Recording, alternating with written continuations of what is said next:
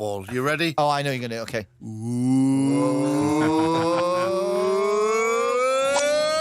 You're short.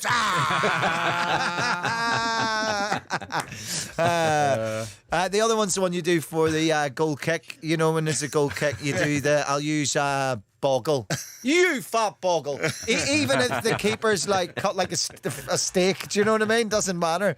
We still do it every goal kick against the opposition keeper, knowing that, and still do it no matter who the keeper is. Kath. Yeah. Hi, yeah, you all right? Oh yeah. Yeah, I'm good. No, I'm going primed, ready to I'm go. going to let it roll. I'm going to let it roll, then I'll explain it. Okay, here we go. On T4 now, Murray at the Ryder Cup. Slice that sucker! Oh no! That's Any American that goes onto the tee, you have to shout, "Slice that sucker!" It just sounds so violent. I can't condone it. It sounds so bad. Right, it's time for any other business. Bob, keep it short because you're going to make defending the fence. Right, listen, very, very short. And I've been waiting all through the pandemic. It's a pandemic. You have to be careful. And one of the most important things, and the simplest thing, is wash your hands. Again, I'm in the BBC. I don't know how to wash my hands. Because there's a tap and you have to put your hand underneath it and 3 seconds of water comes out. Never get enough! Where's the soap? I don't know where the soap is. I don't know where to dry it. I don't want to just put my hand in a slot and hope for the best. Who sat down and decided we needed to make washing hands more complicated so you could have down lighting or up lighting or whatever it is? Couldn't agree more. Jake? I would say people coming to see my play, Colin. Not that I'm unhappy that they come. The 222. Yeah, the two. But then I have to take them out for dinner. There's the best fish restaurant in London next door. It's costing me a fortune. I'm basically doing this play for John Dory. Literally just invited Bob and I to go and see his play. Yeah, and then it's basically came on air to basically shame us into not asking for those tickets. If you're paying for the dinner after as well, that's fair enough. But more often than not, you split the bill, don't you? Shameless. It's costing me a fortune. I'm basically doing this play for John Dory. So it's very not, good. It's not good. Very good. Cass. I'll keep it very quick. It's the newspapers again, isn't it, with the front pages of panic buying. Listen, last year was toilet rolls. It's at the moment it's petrol. It is crazy out there. I need to drive to London later. I thought I need some fuel. I took my daughter to dance this morning. Do you think I could get anywhere near a petrol station? Yeah. And all I could see was little Doris with a Nissan Micra, Brian in his Ford Mondeo, putting in their £5.50 so they can get to the supermarket on Monday. Move out the way. Proper people need food. Stop being silly and just calm down. Yeah. There's really good stats on it, by the way, you know, in terms of when all the toilet rolls were missing in the shelves, it only takes about 7-8% of people to panic buy, and then the next people aren't panic buying, they're just going, well, now I need to do it because of this small amount of people. That's what's happening now. Yeah, exactly. It's never seen anyone more smug than an electric car driver right now. Yes. ABB. Yeah, too many goodbyes at the end of a phone call, Colin. It sounds frivolous. It really winds me up. So you either say bye, or you say bye-bye, or you say goodbye, or see you, or cheerio. But what you don't do is say bye, bye-bye, bye-bye. And just keep saying bye as you put the phone down. Say bye! I know you're listening, chappers. We know what we're doing at the end of the show today. The final scores as we head into our defending defensible. Well, Jake's in 4th place on 35 points, basically for cancelling our invitation. Cass, so close. What a comeback that was. From way back, 2 rounds with zeros. You had 2 eggs, ended up in 37, but ABB in 39. And Bob Mills on a massive 46, but remember, he did take the game changer. Here we go. Bob, you got to go first. No matter what I say, you have to defend it, no matter what I say. And if I say I, of course, I mean you. Here we go. 20 seconds to defend indefensible. There are no fans that I, Bob Mills, identify more with than American golf fans. Because they're wonderful, because they set out to sabotage the whole thing, that's it. And we all wish we could do it. We all done that singing out, You'll Never Walk Alone, but really and truly, what we'd love to be able to do is stop the other team playing well, and we can't. But American golf fans, they've worked out the little schneidi hisses, the coughs, the sneezes. Not bad. Right. Alistair Bruce Ball, 20 seconds to defend this. I, Alistair Bruce Ball, thought Brexit would have seen us get out of stupid tournaments like the Ryder Cup.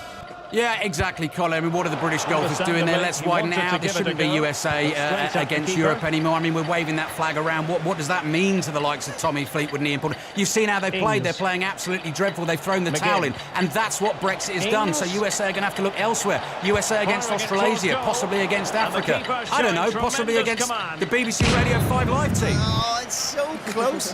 Oh, God, I hate when it sees there's a clear winner. None of you really went for the throat as such. I'm going to lean ABB. I'm going to just lean ABB there, I think. I'll give Alistair Bruce Ball the win. Very, very close as well. In the hole, as they say. Or...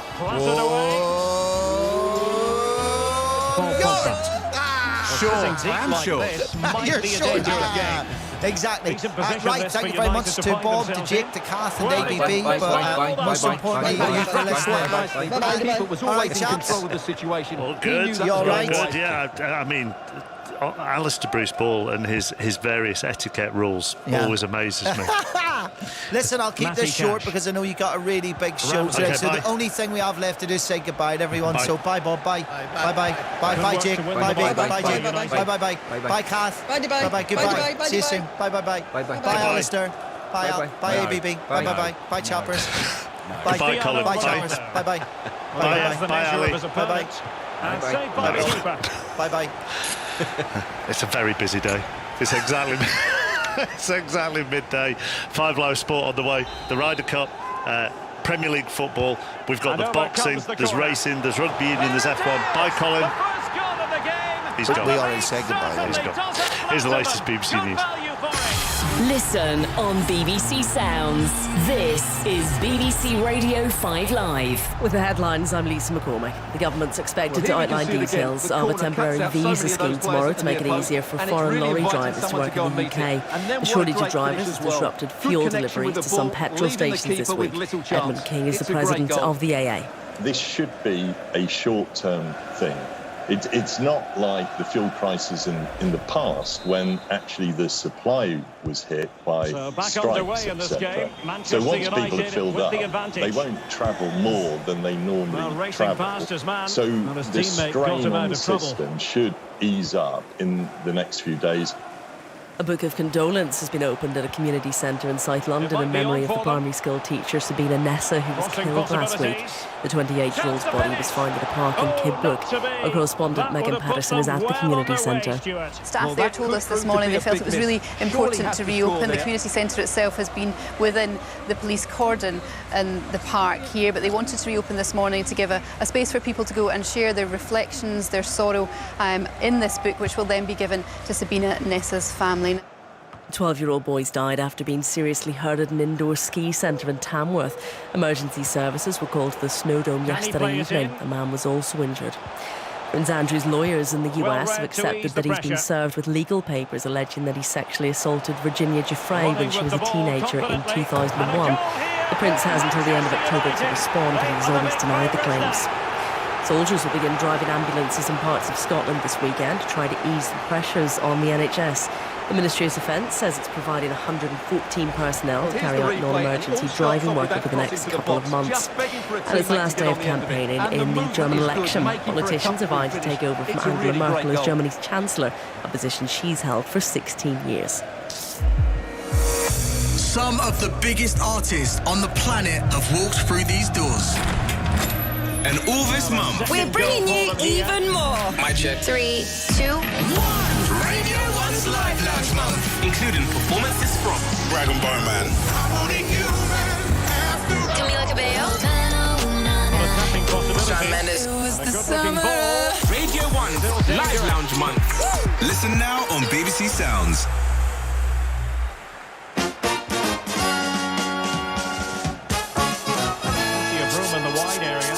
Afternoon, welcome. This is Saturday's 5 Live Sport. Still alive. Well, a poor effort from a difficult angle, Stuart. Well, he took the wrong decision there. He surely had to cut that back. It's advantage USA in the Ryder Cup. This would be a huge moment if it drops.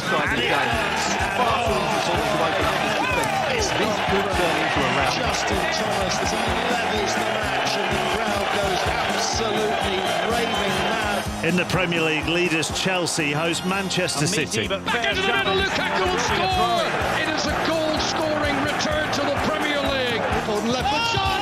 Oh, brilliant goal from Phil Foden! That wraps it up for Manchester City! At 3, Bielsa's Leeds look for their first win as they take on West Ham. To be honest, he's just been he's always been relaxed. Well, not relaxed, I wouldn't say relaxed.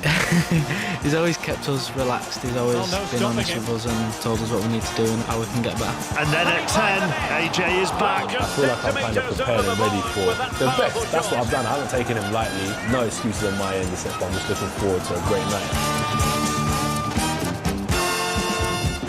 Well, what a day we have lined up for you. We're going to be on air for around 12 hours with all the sport today. Ryder Cup will dominate, of course. Disappointing opening day for the Europeans. They trailed the Americans by 6 points to 2.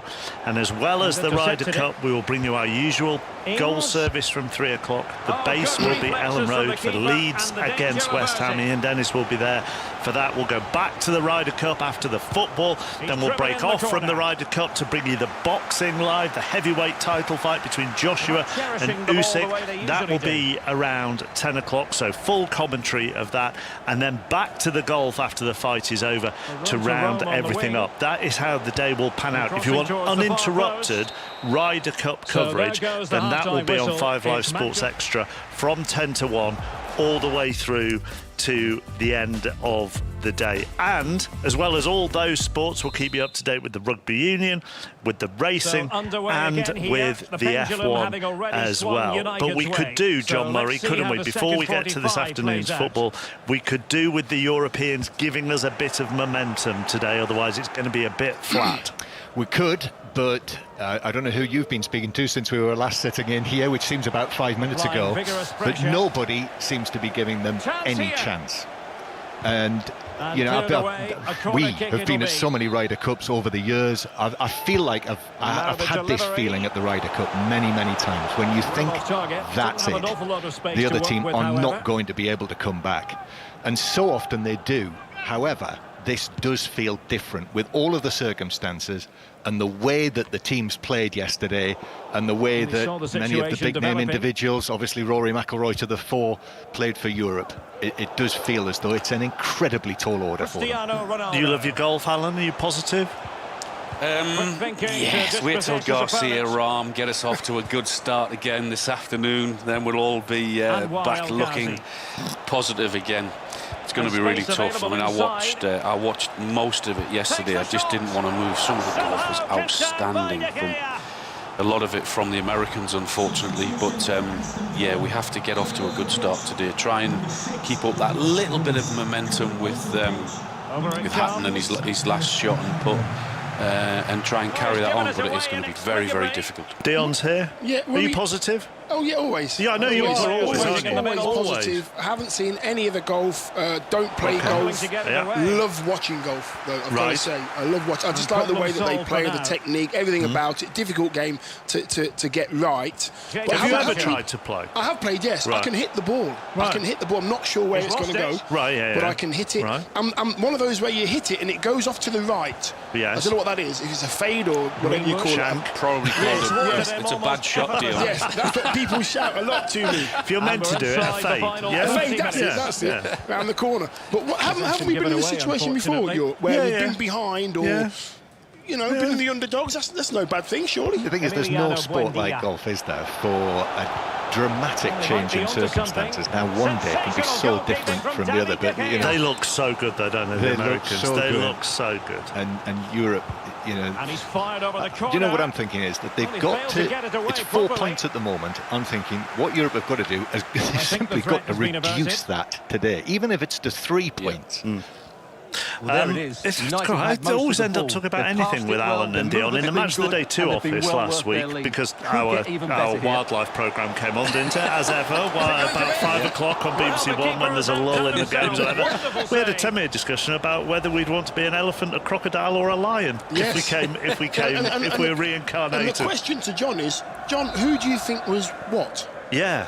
So it was elephant, lion or crocodile. By the way, I'll bring you the team news of Chelsea Manchester City in just a second. You'd be the elephant, Mark, obviously. Well, that's extremely rude. I was a crocodile. We didn't each have to take one. You could just pick the animal. I go for Dion as the lion. Easy for his opponent. I think you were the lion. I was the lion. Making a mess of this. Yeah, I've got that all wrong. Yeah. Failed at the first attempt. And you were? I was the elephant. You were the elephant, yeah. Well, I hope Channel 5 are listening. This could be a massive hit. Two early kickoffs in the Premier League. We're going to go to Stamford Bridge first of all. What a game this is. Chelsea against Manchester City. John Southall. Yes, good afternoon, Mark. Just been digesting the team news, just trying to work out how both will line up this afternoon. Chelsea probably the more straightforward of the two. They've both made 4 changes. Mendy, Conte, Werner and James return for Chelsea. Expect them to line up in a 3-5-2 with Mendy in goal, Azpilicueta, Christensen and Rudiger. James on one side, Alonso on the other. Then Jorginho, Conte and Kovacic in the middle, and Werner and Lukaku up top. The City changes. Well, importantly, Aymeric Laporte returns to partner Ruben Diaz, De Bruyne, Rodri, who will be having a holding midfielder this time, Man City, and Phil Foden come in. Foden's first league start of the season. Ake, Gundogan, Fernandinho and Sterling drop out. So the probable lineup for City: Ederson in goal, Walker, Diaz, Laporte and Cancelo, Rodri holding with De Bruyne and then Foden, and then a front three of Jesus, Grealish, and we think Bernardo Silva will be the false 9 this afternoon. So much anticipation. Thomas Tuchel said yesterday it's not about him and Pep Guardiola, but it is a fascinating relationship between the two of them. The student, now the equal of Guardiola, and has won the last 3 between the two sides. Can he make it 4? Chelsea unbeaten this season, a City win, and Pep will become the most successful Manchester City manager of all time, victories wise at least, with 221. Both sides are out on the pitch at the moment. There's a real buzz around the place, and let's just hope this lives up to the expectations. Yes, let's. Now, there is a second early Premier League game, and that's because there is a gig at the Cricket Old Trafford this evening. The Cortinas are playing there, or, if you listen to it, Dennis, the Courtineers. To amuse everybody under 30 who was listening the other night. Manchester United against Villa then at the football Old Trafford gets underway in 20 minutes or so. John Aikens. I do love the Courtineers. I love all that tune. I hadn't heard that. That is classic. Oh dear. Yes, welcome to Old Trafford, which again has a buzz around the place with Ronaldo shirts everywhere, and I suppose the headline is that he starts, of course, after missing out in the Carabao Cup in midweek, bidding to become the first United signing post-war to score in his first, I know his debut was in 2003, but his first 4 matches after joining. So United unchanged from the team that won 2-1 at West Ham, but 11 changes to the team that went out of the Carabao Cup to West Ham in midweek. Cavani's fit, by the way. He returns to the bench. Villa were impressive, beating Everton 3-0 last time out in the Premier League. Lost on penalties in the League Cup at Chelsea. They're without Axel Tuanzebe. He can't play today against his parent club. Leon Bailey got injured in midweek, so he's not in the squad. Courtney Hawes is the one that comes into the back 3 for his first Premier League start of the season. And 17-year-old Lamar Bogart is on the bench. He's the nephew of the former Dutch international Winston Bogart. Thank you very much, John. Let's focus on the game at Stamford Bridge then. Chelsea against Manchester City. Alan Shearer, Thomas Tuchel said, if we win, this was in his press conference yesterday, if we win tomorrow, we will not be crowned as champions.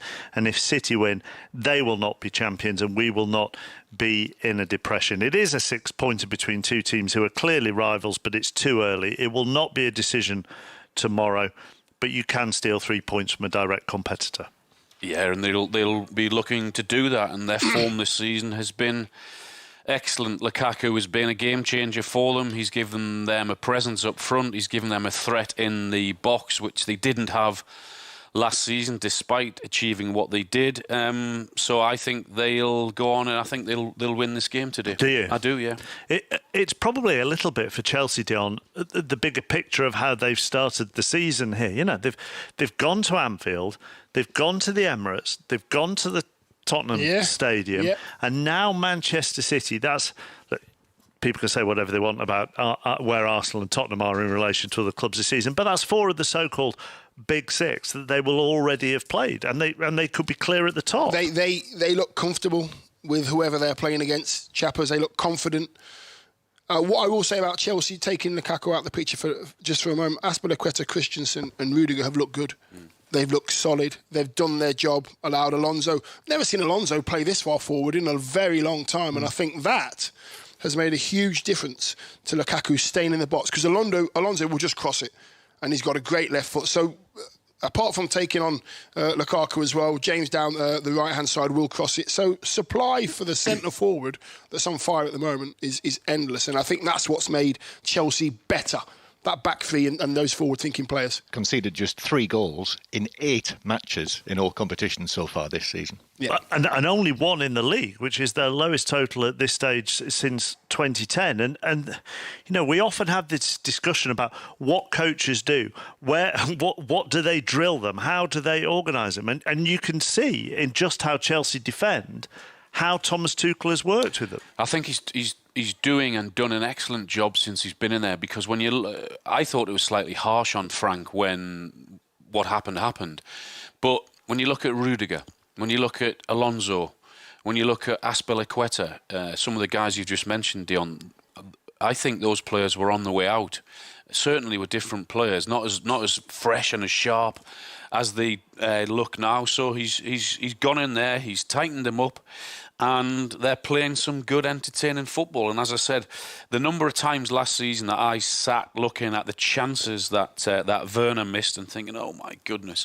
And there's no doubt about it, that's what they needed in Lukaku. And if they can keep him fit, I'm not sure anyone will be able to stop them this year. Sorry, go on, John. I was just going to say, I don't know about you two, but I feel a big part of what happened to Frank Lampard had to do with what happened when Chelsea and Manchester City met at Stamford Bridge last season in the January. And I think this is all part of this, what I think is a really interesting growing rivalry between these two, which obviously includes the Champions League final of last season. But that match, if you remember, Manchester City were in all sorts of trouble with injuries, COVID, and they went and played so well at Stamford Bridge, won well. That changed their season. And I think changed things for Frank Lampard, because feeling in the hierarchy, the feeling at Chelsea was, we're not competing with Manchester City, and that's what we've got to do. And then, of course, they went on to play them twice under Tuchel. There are all sorts of things to throw into those 2 matches as well, the Champions League final and the FA Cup semi-final, but Chelsea ended up winning both of those. And, I do look at the bench a lot. When you look at the sides that play, like these 2 sides play against each other, and Liverpool and Manchester United, Havertz and Ziyech and Chilwell and Thiago Silva, who was brilliant last time out for Chelsea as well. He's found himself on the bench. A lot of strength on the bench as well for Chelsea. They make changes and they don't look any weaker. That player just comes in and they roll on smoothly. I think the way that he's coaching them, round pegs in round holes, that's what I say that a lot, and he's put players in positions where they're comfortable and they're making a difference. History tells us, and John's already alluded to it by saying, when City went to Chelsea last season, that changed their season. History tells us that even if City were to lose this and be 6 points behind Chelsea, that there's a long way to go. No, and correct me if I'm wrong, but City didn't get off to a great start, did they? They were a number of points behind last year, and questions were being asked. So even if City go there and don't pick up anything today, you'd be a fool to write them off. But I just think Chelsea are that confident, Chelsea are that strong, they look comfortable in every position, they look comfortable in everything they're being asked to do, and I think with the confidence that they have, I think they'll win the game. They're in the bottom half of the Premier League table in late November last season. And if they lose today, that means they'd have their lowest points tally at this stage since 2013, when they earned 10 points from their opening 6 fixtures. They went on to win the title in 2013, and that's what I say about history. However, I don't know about you, but I think this season you're going to need to win the Premier League title. Here we go. Certainly 90 points plus. Wow. Probably high, don't you think? With the competition that there is, the way that it started, so that means that there's less room for manoeuvre. And which is what we want, isn't it? We don't want somebody just galloping away with it. We want 4 or 5 in there, and I think we've got it. And I think the quality's just got better. The managers are now trying to keep up with each other with the quality they're buying. They're not just buying squad players, they're buying players to go in their first team, and that's what's made these teams so much better. Do you think that might mean there's a bit more caution when it comes to the top teams playing each other? Go on. Oh. I think there always is anyway. There's always that. Well, if we can get something, a draw's not a bad result. But I see this being a really exciting game today. I don't see two teams who will be sat thinking about that. I think they'll try and go at each other. I think both teams will, without doubt, try and go and win the game. Let's hope there is, and let's hope there's loads of goals for us to talk about later on in Match of the Day. Two of which you'll be doing with one eye on the Ryder Cup. Yes, absolutely. And the boxing. And the elephant. And the wildlife as well. Two of your former teams meet at Old Trafford in Manchester United and Aston Villa. You were at Old Trafford on Wednesday night when the home side were beaten by West Ham in the League Cup. And that's the question, isn't it? Which Manchester United turn up? Yeah, and there was I thought West Ham deserved it. They deserved their win. I thought too many Man United players were just passengers. Didn't really. Martial last week was so poor, and I said to Al before we came on air, it's possibly the worst number 9 performance I've seen in the Premier League since it started in '92. Whoa! And I'll tell you why, because I didn't see any body language that made me think he's having a go. He's having a go. Now, I know Man United fans will be saying, this has been going on for ages. But body language is really interesting, though, isn't really, it? Because if you don't... As a player, Chappers, it is so important. It really is. It doesn't matter. And fans will tell you this as well. It doesn't matter if you miss 15 chances in front of goal. As long as you're working hard to get there or you're working hard for the team, you've got to do something. And when Greenwood came on, he did more than Martial did in the whole of the match. Now, we know Martial...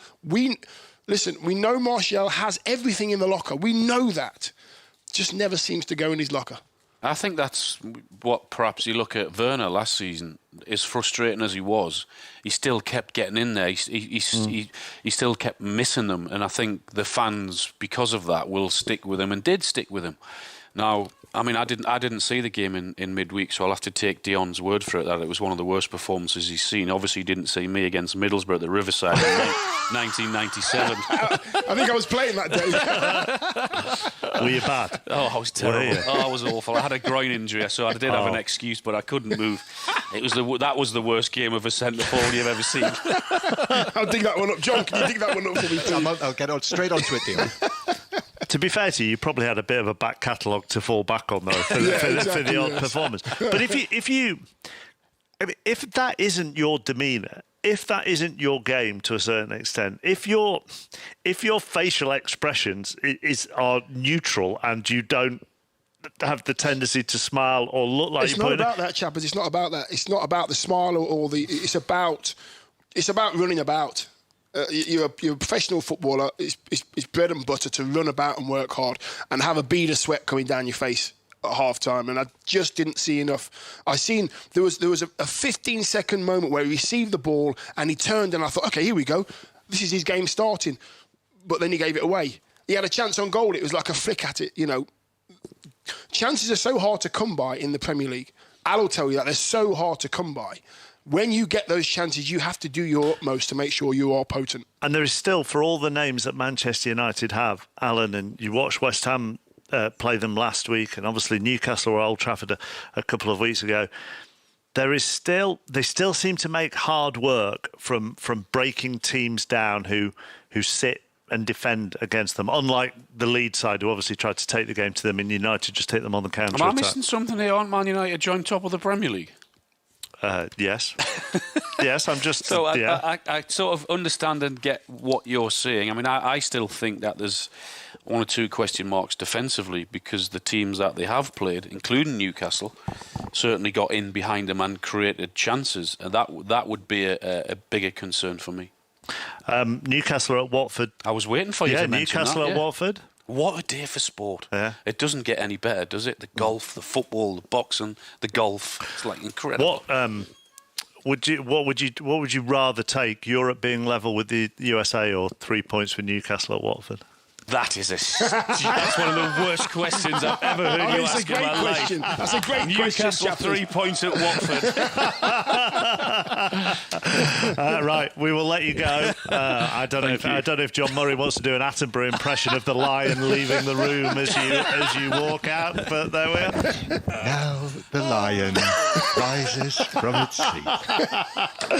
Alan, part of Match of the Day tonight with Micah and Gary, and that is 10:20 on BBC One. So we're about 5 minutes away from kickoff in the two early games. When the goals go in, we will bring them to you, and then our coverage will focus on the Ryder Cup. The morning foursomes get underway just after 1 o'clock, but we'll also bring you the latest in the rugby union. The Russian Grand Prix of qualifying goes ahead. There's a bit of bad weather around in Sochi, but we'll be across that. John Hunt is at the racing as well this afternoon. Our base from 3 o'clock will be Ellen Road for Leeds against West Ham, and you'll get our usual goal service between 3 and 5 o'clock. If you want the golf uninterrupted with none of the football service at 3 and not the boxing, then Sports Extra from 10 to 1, and you will get the golf uninterrupted. Now, last night in the Championship, West Brom came from behind to beat QPR and went top of the table in the process. Coventry beat Peterborough and they move up to second. The early kick-off today sees Reading take on Middlesbrough, so we'll be across that for you as well. In the Women's Super League at half-time, it is Everton 1, Birmingham 1. Let's head out to Whistling Straits then. Ian Carter, Trish Johnson, Solheim Cup player, and Andrew McGee, US golfer, out in the States for us. Ian, how would you describe your mood this morning ahead of today? Well, I would say I've got a fair degree of anticipation. How are Europe going to respond to one of their worst days in recent times? This is indeed America's most successful position after day one in the era that they've been playing against the entire continent of Europe. It was a fabulous day yesterday for the United States. They took it by 6 points to 2, and now we head into a session of the Ryder Cup for the first time in the last 6, in which there will be no Rory McIlroy for Europe. He was very poor yesterday. He's been benched by captain Padraig Harrington, and Europe need a response. He has. Trish, a lot of yesterday we were talking about how flat at times the Europeans looked. They struggled with their putts, didn't they, yesterday? Somehow they need to get this energy and this all-important magical momentum that we talk about. They need to get it from somewhere early this morning. Absolutely they do, and that can only come from the opening pairing of Jon Rahm and Sergio Garcia. I mean, yesterday morning they were exceptional. Jon Rahm holding putt after putt on the front nine. Not quite as good on the back nine, but they'd already got themselves in a pretty unassailable position. And they have to do that again today. They have to come out flying and give the European team, the 3 other matches behind them, some momentum, something to build on. Because yet again, the first tee will be a cauldron of, well, hate, I would probably say, by the time our players come out. And it's not easy. You know, you're not getting any momentum off of the crowd whatsoever. They're booing you, you know, they're cheering your bad shots. So you just have to just get rid of that totally, just go in your own little bubble. They're used to bubbles, let's be honest. So they should have to just, you know, they've got to come out flying. Listen, they've got nothing to lose. They're 6-2 down. If they don't win this opening session this morning, I would say it's pretty much done and dusted. But, you know, they got a really good half point at the end of yesterday, and they need to build on that, and they need to come out, and their top players really need to perform this morning. The contrast with the American team, Andrew, is stark, isn't it? Because everything just looks, well, I was going to say serene, but maybe Justin Thomas wasn't serene yesterday afternoon. But their organisation, their partnerships, I mean, they all look as though they're just pulling in the same direction at the moment. That's what it appeared to be like yesterday. So today, be careful of expectations, American team, is what I would say.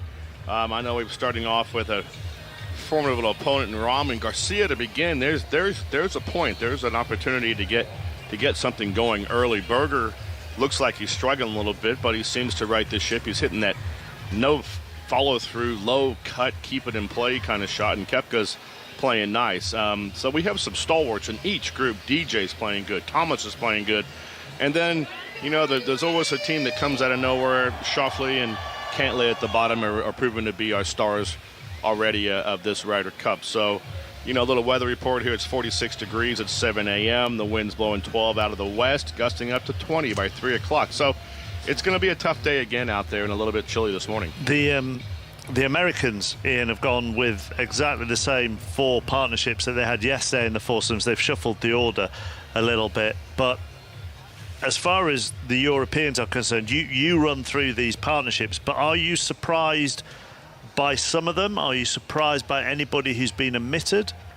I'm surprised that Tommy Fleetwood isn't playing. He's now played 5 sessions of Ryder Cup partner golf, and he's still unbeaten. Of course, those 4 wins that were completed 3 years ago, seems a long time ago, in Paris, in the company of Francesco Molinari. But yesterday, a gutsy half against the Americans in the bottom match. They did squander a 3-hole lead, that partnership with Tommy Fleetwood involved. So I would have thought that he might have played today. There may be issues, I don't know, in terms of compatibility with the golf ball. That is one of the aspects that comes into play when you're selecting your foursomes pairings. No surprise that Rahm and Garcia are out first and back together against Koepka and Berger. You have Johnson and Morikawa against Casey and Hatton. Hovland and Wiesberger for Europe against Thomas and Spieth, who led out yesterday. Jordan Spieth, the only player yesterday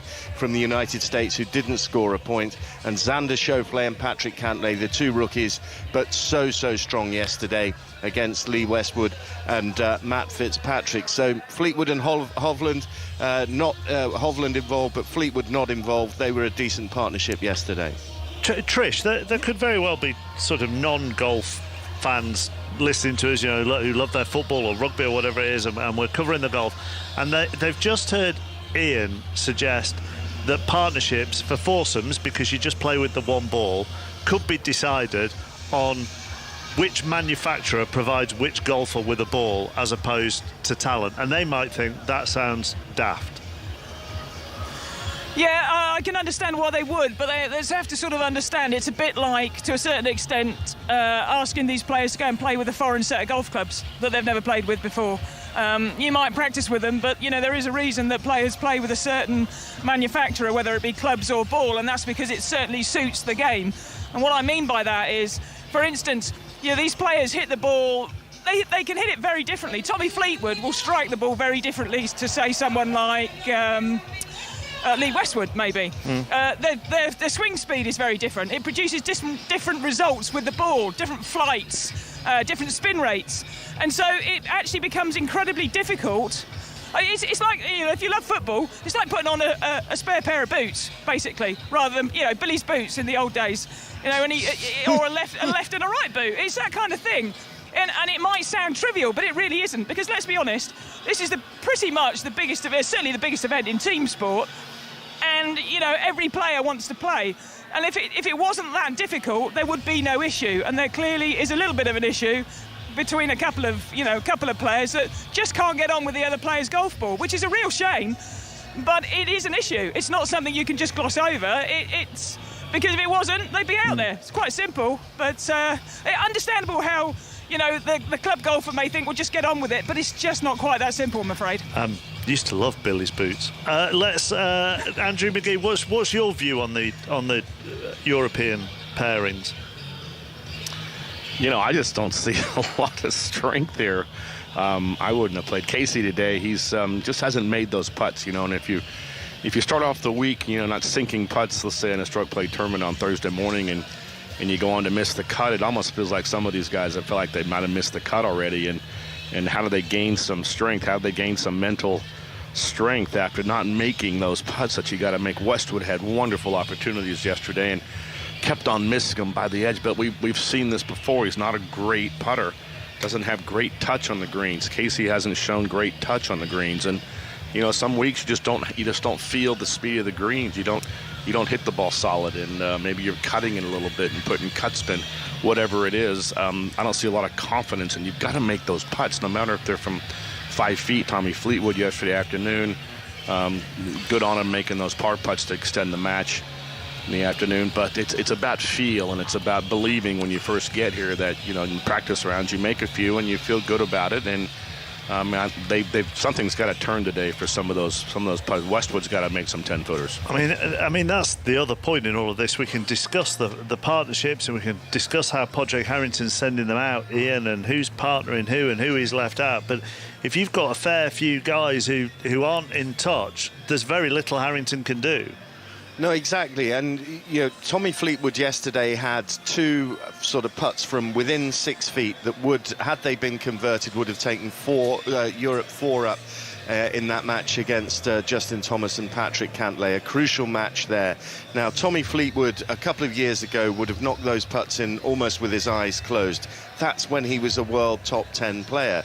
He has been missing those putts on the European Tour and on the PGA Tour, and his ranking is down to 37 in the world. It's just a simple fact that the Europeans are not playing as well as the Americans. The world rankings reflect that. I know it's a different format, but ultimately you have to say that the American players are better than the Europeans. And the big hope from Padraig Harrington was that this unique Ryder Cup vibe would bring a greater sum of the parts involved, and it didn't happen yesterday. And I think personally the reason is that the American players are simply better. Now, Europe have to prove that that is not the case today, otherwise America are in danger of running away with this Ryder Cup.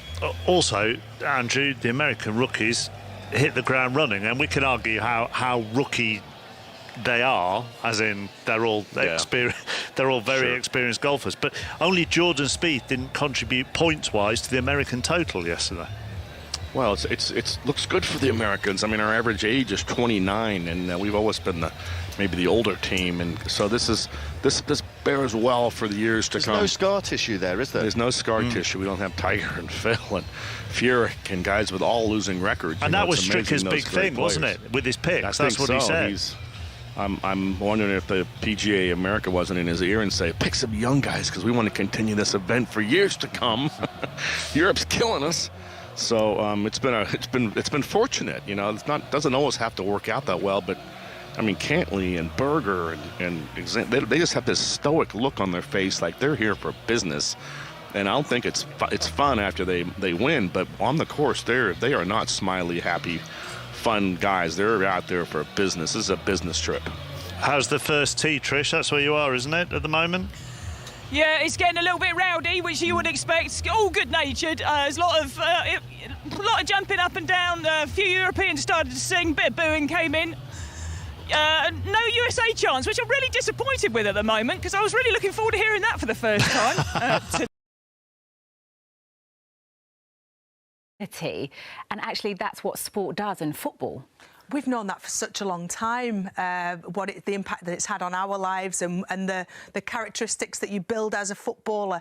So to be able to open that up to anyone of any level, to females particularly, where there's been a real void and a real lack of opportunity for them, it's wonderful to see it in action with the Manchester Lacers. It does have a massive impact on confidence, on so many elements of lives that you can see that group of girls, that whole club, that whole setup is giving the opportunity to so many people across Manchester. I hope that other cities and other people will replicate that across the country. Yeah, well, Helen also mentioned about, I suppose, the Lionesses not knowing the impact that they have on people throughout sport. I would like to think that the more senior members, the likes of Jill Scott, Steph Horton, Ellen White, those who've been in it and seen the transformation of the Lionesses to what it was, to where it is now, will understand the impact that it's having, from European Championships 15, 20 years ago that I was involved in, to where it is now, when your average football fan, male, female, family, old, young,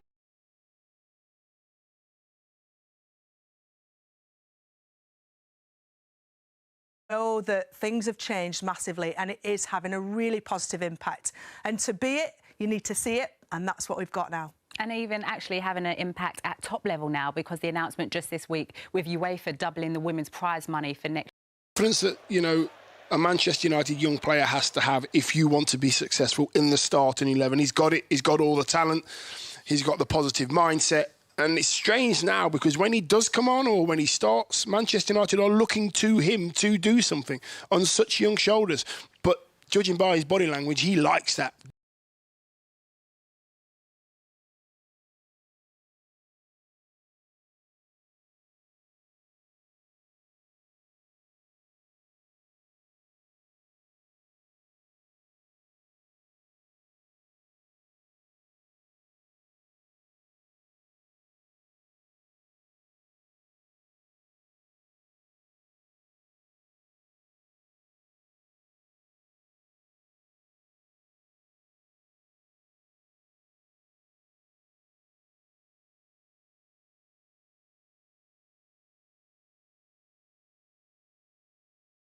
Come right for them, and but the longer it goes, the more that the pressure builds.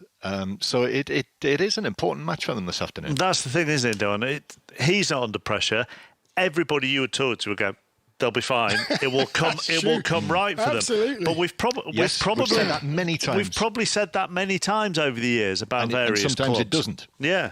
You know, I just think they're never in a conversation with me of, you know, they might struggle. They're never in that conversation at all. Watching them play, you know exactly what you're going to get in regards to the energy and the pace and the, you know, the application by every single player in a white shirt. You just never know how they're going to defend.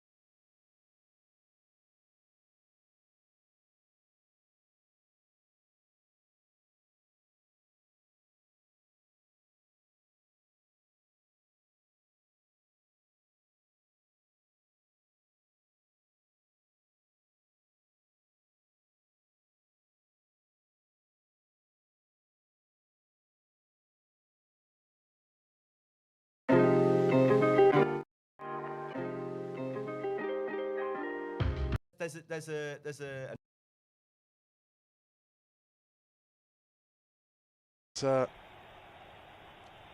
Cool play in midfield from McGinn. Controls, waits for a runner, and now Villa start to break into opponent's territory. Here is Ramsey, turns into traffic though. McTominay blocked into touch, throwing goes Villa's way, despite McTominay's appeals. And Villa back in possession. In fact, Villa the last 4 or 5 minutes probably had the lion's share of possession, although obviously not really threatening thus far. Yeah, I mentioned Manchester United unbeaten after 5. That's only the second time in the last 10 years that's happened. Of course, a surprising 1-1 draw with Southampton is the blip on an otherwise perfect Premier League record. Thumped Leeds, eked out a 1-0 over Wolverhampton Wanderers. Took their time to get the better of Newcastle United, but ultimately won 4-1. And then last week's drama against West Ham. Ultimately, it was United who came out on top 2-1. Villa, of course, got off to a slow start and have played Chelsea away. They're the 2 defeats. Were held by Brentford, but their 2 other home matches, they've beaten Newcastle and Everton. Yet to pick up a win on the road this term, in the Premier League, that is. But, yeah, they're showing their threats, particularly in those 2 recent games against Chelsea. And everybody's thinking Chelsea is a title challenger, if not favourite in some people's eyes. Villa, lots of possession, as I say, at the moment it's all in their own half as Varane reads the pass to Ings, but all he can do is put it into touch, throw into Aston Villa. Picked up by Luis, infield, bit of space for Ramsey, space on the right as well for Cash, who gets it under control, now puts a cross in, Maguire clears, finds Pogba as well, and now Fernandes has a little bit of space, still inside the United half, finds Greenwood, left-hand side, ball, tries to get it over the top of Mings, can't quite do so. The England defender nods down, target has it for Villa, as Ramsey squares for Konza. Just slowed the pace of the game down, largely Villa possession. Mings orchestrating, he's pointing at various people where the ball should go. Hauser tries to switch play and Luke Shaw's gambled and guessed wrong, and now Target attacks the space in behind. Fred's filled in, Shaw's now got back in position. Shaw, great ball in for Target in behind, low ball towards the far post, surely must be a goal. Oh, Target has blazed over. What a move from Aston Villa. Target is 2 yards out, if that. That was a brilliant approach play from Aston Villa.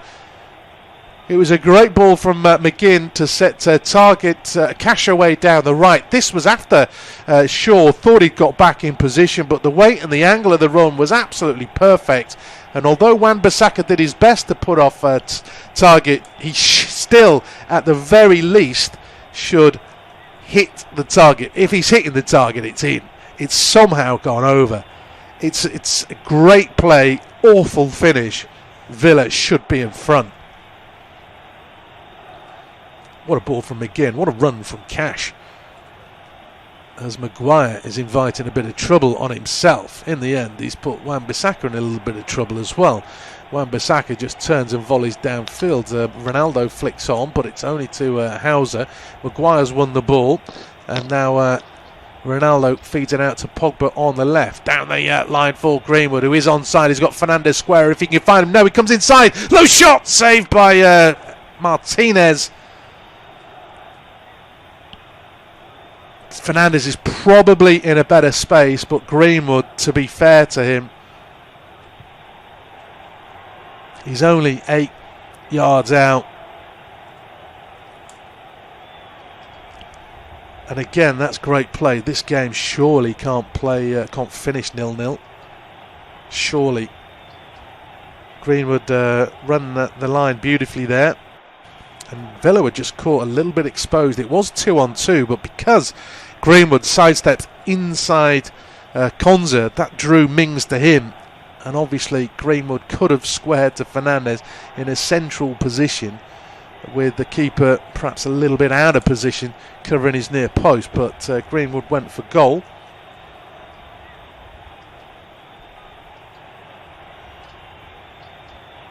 obviously playing the back three, Aston Villa, it does invite the full-backs to fill the wide positions, and they combine brilliantly for the chance just before that attack.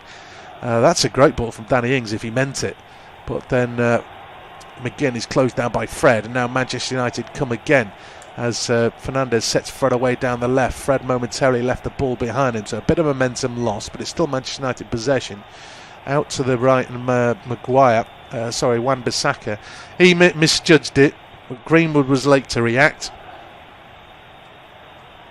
Yeah, what I was saying about the Villa fullbacks, because they're offering the width, if Manchester United get possession back quickly, they can break in those gaps, and we've seen it a couple of times. Obviously, the last led to Greenwood's chance.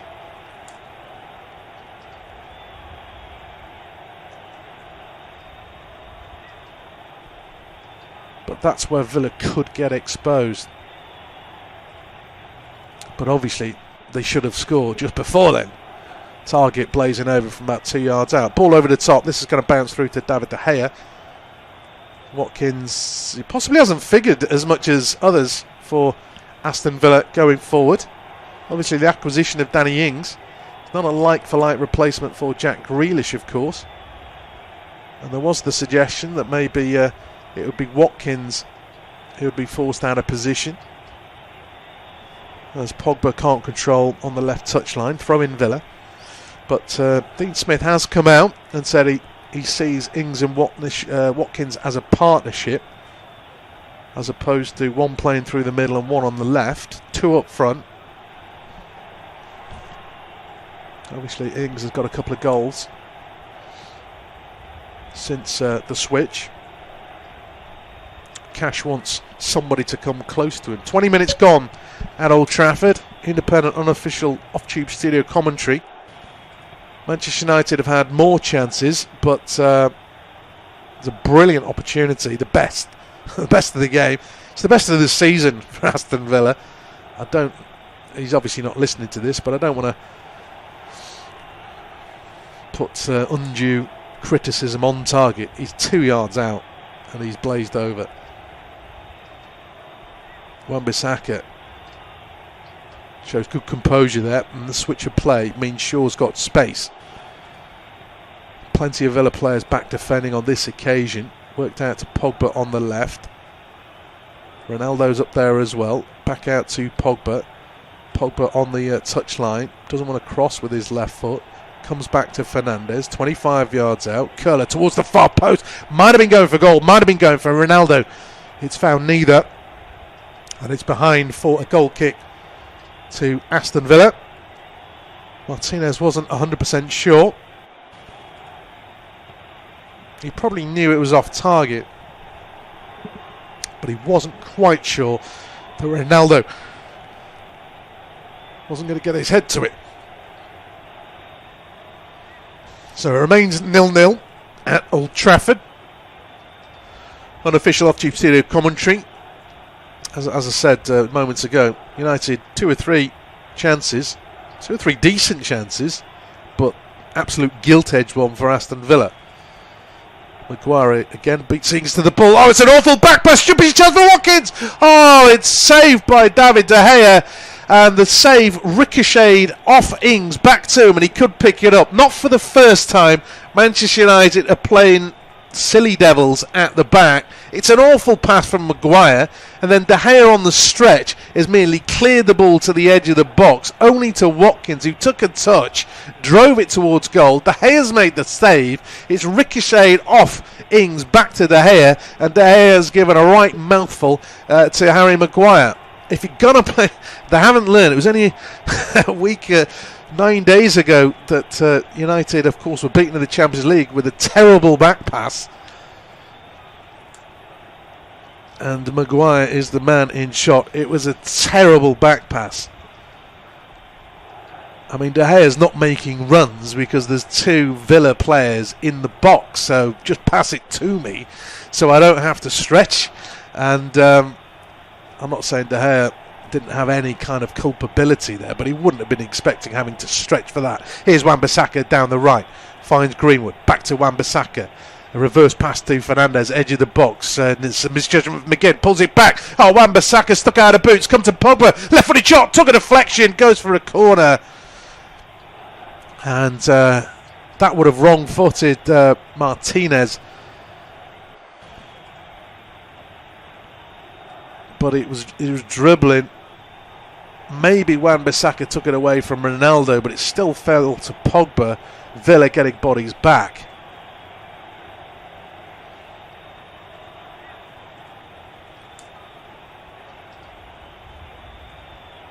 And it's just a corner kick in the end. Taken short, not for the first time. And then it's poor from Fernandez. Shot comes in from Fernandez after a miscontrol from Ramsey. It was blocked. Come back out to Fernandez. Right wing now on his left foot. Crosses in. Headed cleared though by Konza. One back by Varane. Pogba goes for goal. Blocked by the legs of Hauser. And then Villa try and bring it away. And then Luke Shaw slightly wrong-footed by a deflection. Ramsey, I think, is down with a head injury. United is still on the attack because there was no foul. Now Fernandez, 25 yards out, miscued. And then it's blocked away by McGinn.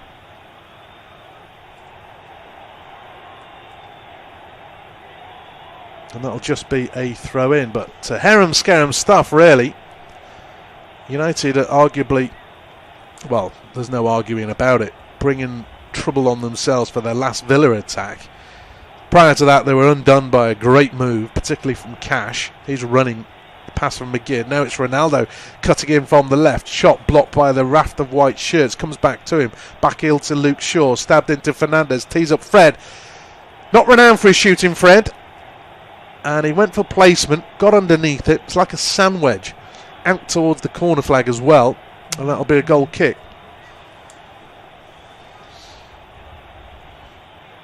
I mean, the last attack, actually, that Manchester United had, Villa, a couple of times could have cleared their lines. They tried to play their way out of trouble, and Manchester United kept the pressure on. Luke Shaw's gone down, needs a bit of treatment. Gareth Southgate and Steve Clarke, England and Scotland managers, sat next to each other, looking on. Didn't appear to be too much of an exchange of views between the two, but Gareth Southgate might just be a little bit concerned. Obviously, international weekend coming up. 9th and 10th of October is the the actual weekend in that international break. But obviously there'll be games Wednesday, Thursday, Friday, Monday, Tuesday. Looking at that, well, Villa have had the best two chances in the game. Target, perhaps not who you'd want on the end of it, but still, it's 2 yards out. Anybody could score. And then Watkins, after terrible play. Now, Luke Shaw is going round. He's whispering to the physio. He's walking up towards the halfway line. There's no real indication. He's looking back into the field of play, so maybe he is waiting for the signal to come back on. It's a goal kick to Aston Villa.